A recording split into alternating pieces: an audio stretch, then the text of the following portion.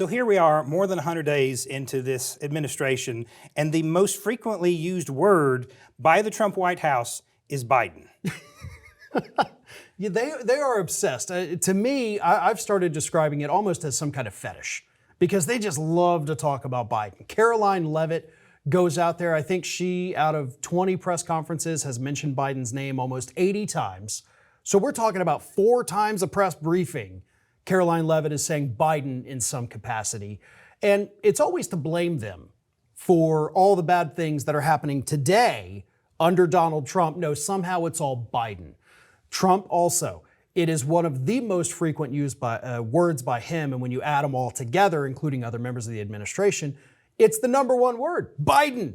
We love it. We hate him, but we love it, and we can't stop talking about him. And what gets me about these analyses that we've seen, because there have been several that have shown this now, is that another one of his most frequently used words, Donald Trump's, is just the word Trump. He says his last name, or has said his last name, more than he has said the word border, which, was his big campaign thing. It's what they're being sued for. It's what he's defying the Supreme Court over. But he says his own name more than he says the word border, more than he says the word deal. So this is a guy who is insanely narcissistic, and I mean that almost literally at this point, obsessed with Biden, just like in his first term, he was obsessed with Obama. Everything was Obama's fault. And it prevents him from being able to do anything. Not that what he's doing is good, but he's almost paralyzed by his obsession with his ego and the destruction of his enemies.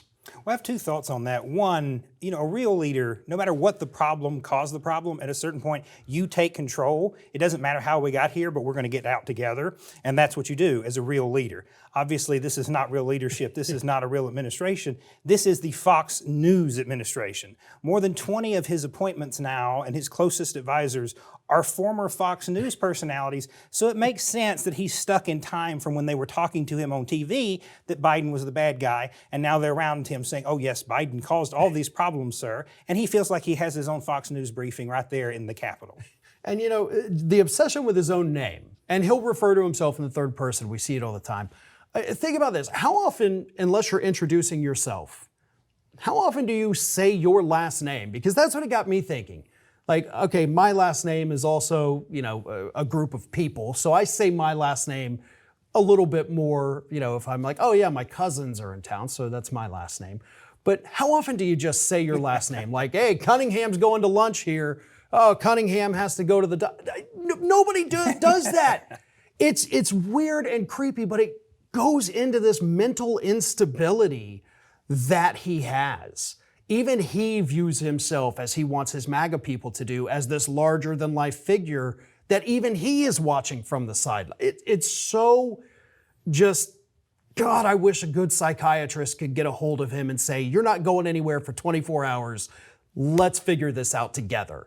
Because, man, they would have fun with that. Well, his obsession clearly is with TV. You see that with the TV news personalities. But we also see most recently, he said he was born to be a producer or a director, something to that degree. I mean, he's obsessed with production and how things look on TV. He picks advisors. He makes policy decisions based on if crowds cheer or not, when he used to could do rallies and people would come. Now, he doesn't do that as often. Generally, he's in the White House or he's in Mar-a-Lago, and he doesn't move out of those 2 boxes very much because he's almost an 80-year-old man.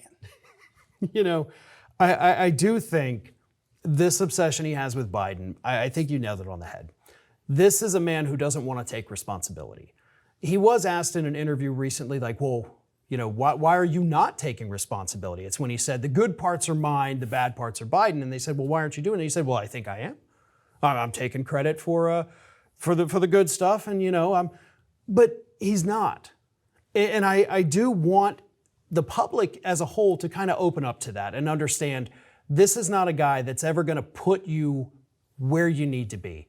This is not somebody who's going to say, I will charge the way, you follow. This is a guy that turns you into his foot soldiers. Through however the hell it happened, he got reelected again and saved those people. But it's not going to happen all the time. he is forcing these other people to go out there and you take the charge, you be the leaders, you go threaten the judges so I don't have to. It's going to come back to bite these people, and he's going to be nowhere to be found at the time. Absolutely. When we look at his first administration, who is better off from that administration having worked for that man today than it's not? He's the grim reaper of so many careers. He's a job creator in the fact that his own agency, his own departments were constantly hiring people as he was laying off the best of the best that he promised us. And the only person, as we've talked about in another segment, that I know, including his own family, that are still high-level advisors is Stephen Miller. I would call him a tardigrade, but tardigrades are cute when you look at them under a microscope. Yeah, and the rest of them are either still facing criminal charges, like Rudy Giuliani and Sidney Powell and all those folks, or they've been disbarred, like, again, Rudy Giuliani. Jenna Ellis had her law license suspended. All of those people went through hell for him and are still going through it. I mean, I know we don't see as much about it right now, but there's charges in Arizona. There's still those charges in Georgia. They're not getting out of this. And there's a reason why some of the people who escaped without criminal charges or major scandals didn't come back. Betsy DeVos, Ben Carson, they unscathed.